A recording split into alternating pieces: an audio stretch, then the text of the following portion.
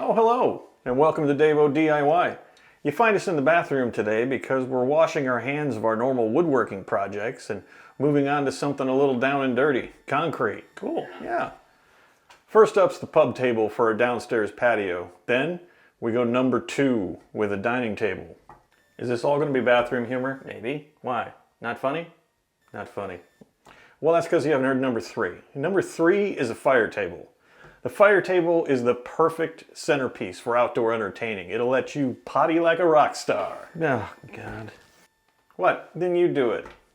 Do what? The promo. Oh, okay. Welcome to Devo DIY. We're Devo, and this is the Pub Table Project. Pretty good. Not funny. Well, we've got that in common. So here's our issue. We bought this patio set, and the chairs are good, but this table is You remember when you were a kid and you'd go to a big family gathering and you'd have to sit at the kids' table? That little crappy folding card table, the one bent leg, and every time you moved, the whole thing would jiggle around and dump everybody's drink? And that's this. It's terrible. Well, we're going to replace it. We're going to put a 1.5-inch thick concrete top and build some big sturdy 4x4 legs. It's going to be so solid and heavy, if we want to move it, we're going to have to make arrangements. Let's go do it.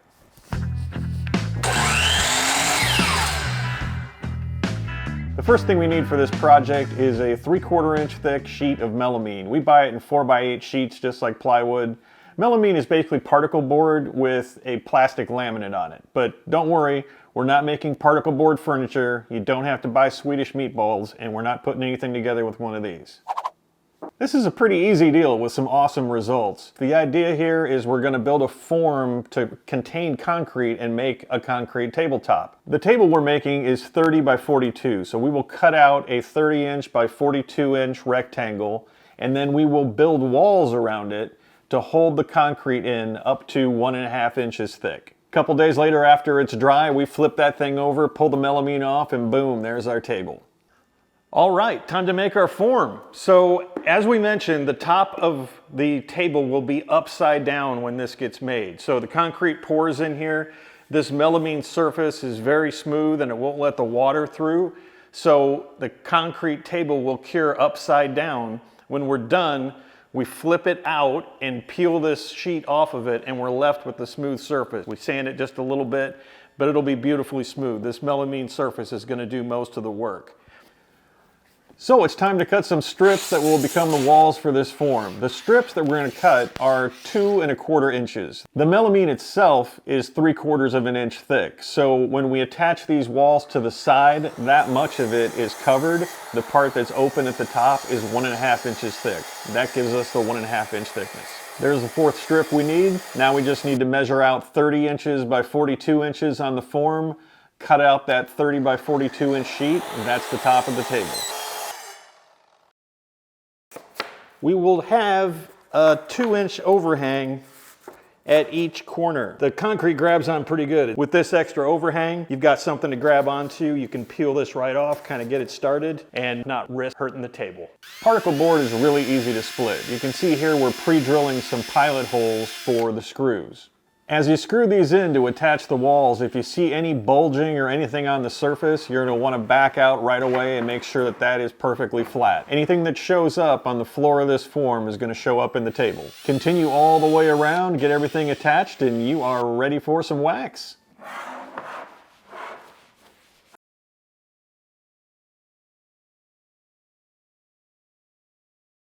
Next step, we are ready for some silicone. This is black. With the white melamine, you're going to want to have black silicone so you can see exactly where it is.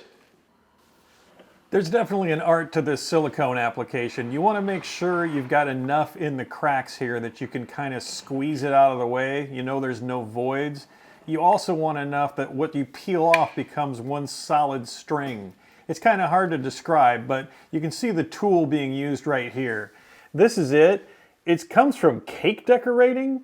I'll see if I can find a link and put it in there in the description. But anything that has this perfectly smooth, rounded curve to it, you're getting that right in the cracks. It's going to smooth and leave a nice little cup there that I'll describe. And then push the excess off into 2 strips that you can peel away. The tool's important. It needs to be a hard, smooth curve. So here we are the next morning. This is all dried. What we need to do is remove the outer 2 lines here. We're going to leave what's in the crack in the middle. That silicone has created a perfect curve that's going to round the edge of our concrete tabletop. Again, it's in here upside down, so the top is down. When we flip this over, instead of having that hard concrete edge, we're going to have a nice curve from this silicone. But we need to get the bottom and the top off of there. So next step is peel this stuff away.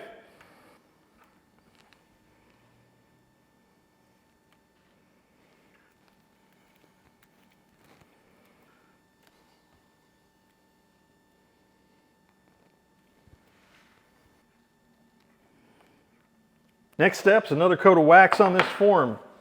The wax that we put on initially is what allowed that silicone to come off the top and bottom of this so easily. We want to be careful we don't peel the silicone that's left out of there. We need that to make our rounded edge on the table. So we just want to do this again with the wax, make a really easy to release surface when we're taking the concrete out of here, but make sure we don't pull any more of the silicone with it.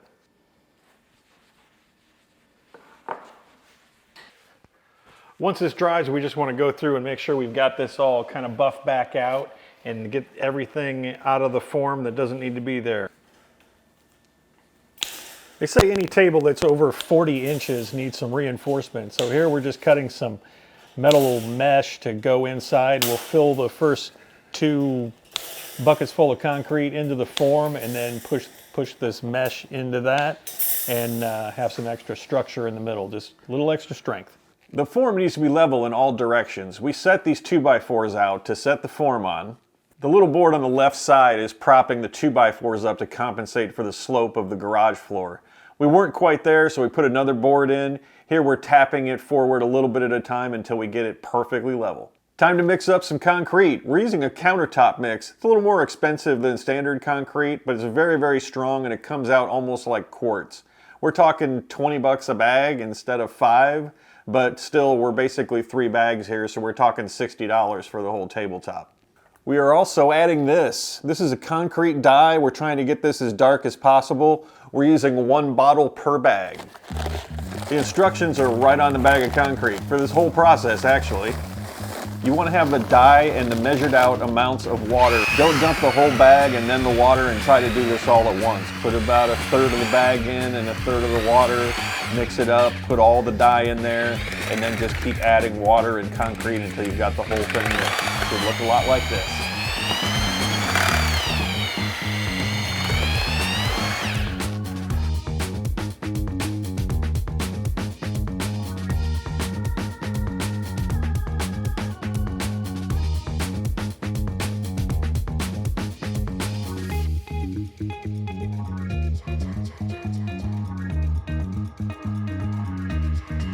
I'm sure I made that look easy. Now with either a trowel of some sort or some rubber gloves, you're going to want to move this around, kind of get it evened out. Your rubber gloves don't have to be this sexy, but it helps.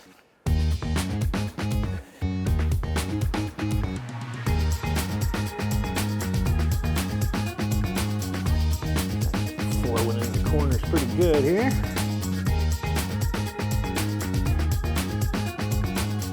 I stirred this up, that drill, we want to get as many air bubbles out of this as we can. I can see bubbles popping up on the surface.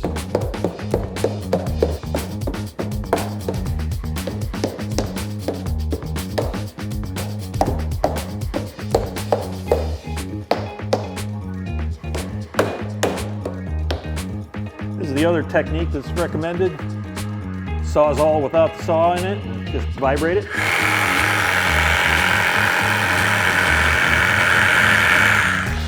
We're a little more than halfway before putting this mesh in, but you know, 1 bucket at a time.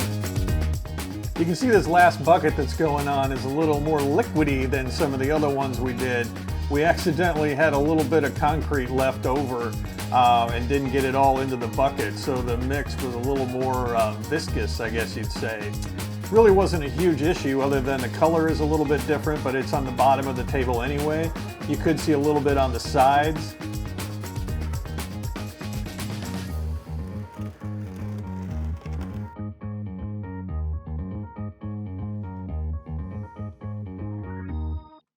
Two days later, when it's all dry, you get to peel it out and reveal the project. So it's easy to scrape away the cement, as you can see, and pull these side pieces off. When you flip it over, be really careful. You want to have a safe place to land. I've got that piece of foam there, but this is a really heavy item. So as you're flipping that, sometimes you just need to get out of the way. These concrete slabs are able to do a lot of damage. You need to protect yourself. But it is a beautiful piece when it comes out. Just peel away any little pieces of rubber that are still stuck to it. And then hold on, calm down. This is the problem with concrete.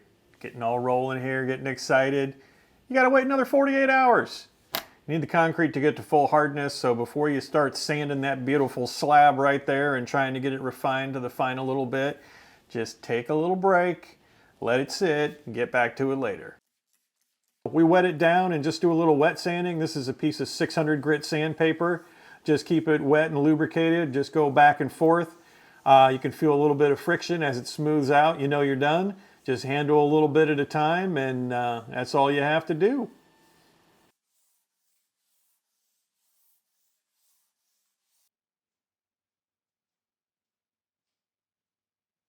All right, now it's time for some legs for this project. You know, I've been struggling with this for the whole time. There's two different ways I can go, and I can't make up my mind, you know? We always figure these things out. I wish I could just shoot forward a couple days and look and see what I did, but unfortunately there's no time travel app. Two of us in this video. I don't think you're bound by reality here. That's valid. That is valid.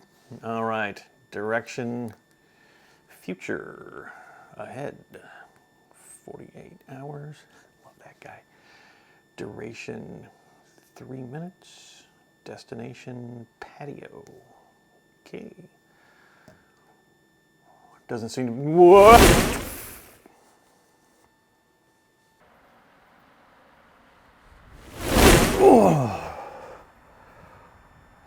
Oh, it gets cold here this weekend.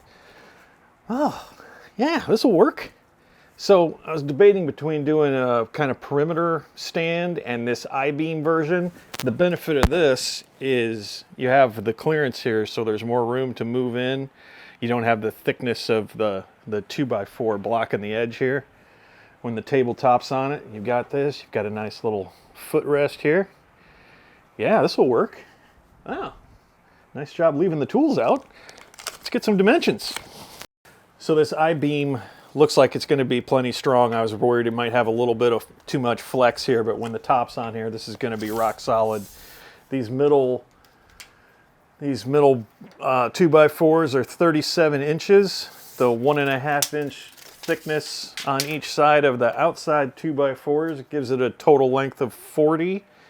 Got this nice little inset front and back as a design, so that extra inch here and on the back gives you the 42 inches. So the 4x4 to the edge of the other 4x4 is the 42. And this dimension gives us the 30, so that's perfect. Height is 34 inches. So 1.5 inch thick top right here. There's our tabletop. Kind of nice out here. It wasn't so cold I could hang out for a little while. Oh.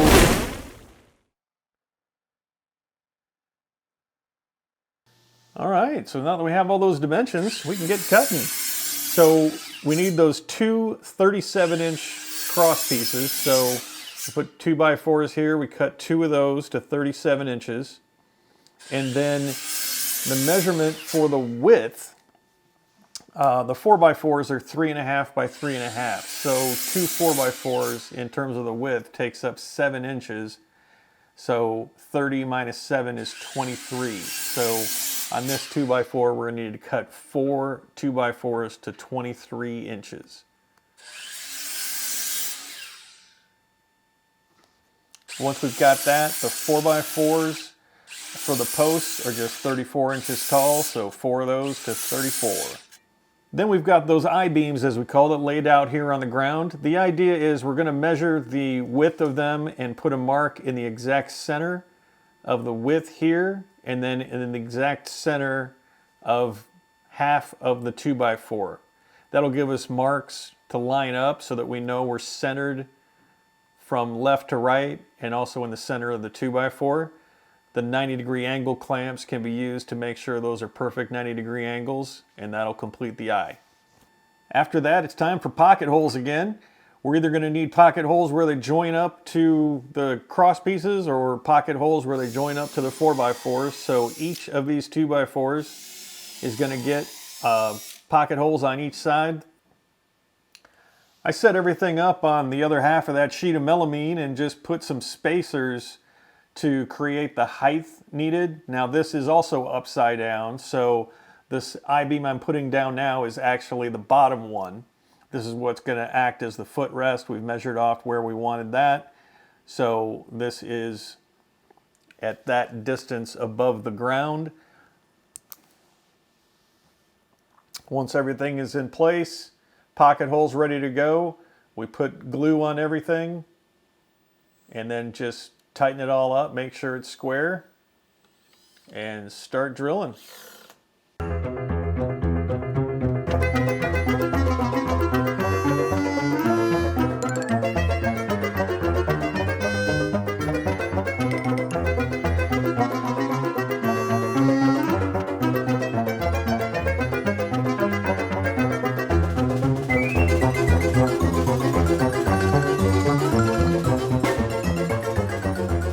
Wouldn't be Devo DIY without the crazy speed painting music.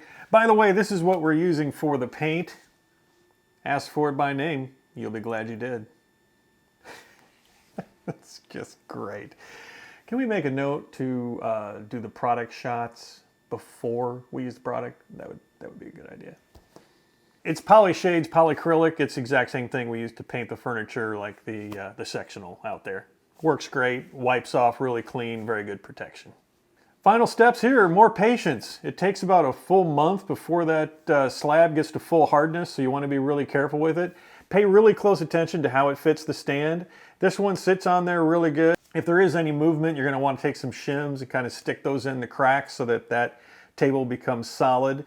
Concrete can take an enormous amount of compression, but it's not good at that. So if it's up on two edges and you've got pressure in the middle, it'll snap in two really easy, so especially for the first month. So be really careful with it. From there, it's up to you. You can seal it, you can wax it, you can leave it raw. I've done them all. So the one I've liked the best so far is just letting it dry out, putting wax on it, and just keeping it waxed every couple of months. Looks great. So there you go, one concrete pub table. It's beautiful, it's absolutely smooth, it's heavy, it feels like quality. And it wasn't that hard to do. You know, you may have a lot of tools, you may not have a lot of tools. You may have a lot of experience, maybe not so much experience. You may have a structured settlement and need cash now. I don't know your situation is the point I'm trying to make. But this project can be done with a circular saw and a drill. You really don't need a lot, but man, you get a lot if you do this project. You know, it makes me think about upstairs. We've got the need for a dining table. I could get some more of these clearance chairs. Don't have to buy their crappy table. I wonder what I would do. You know, I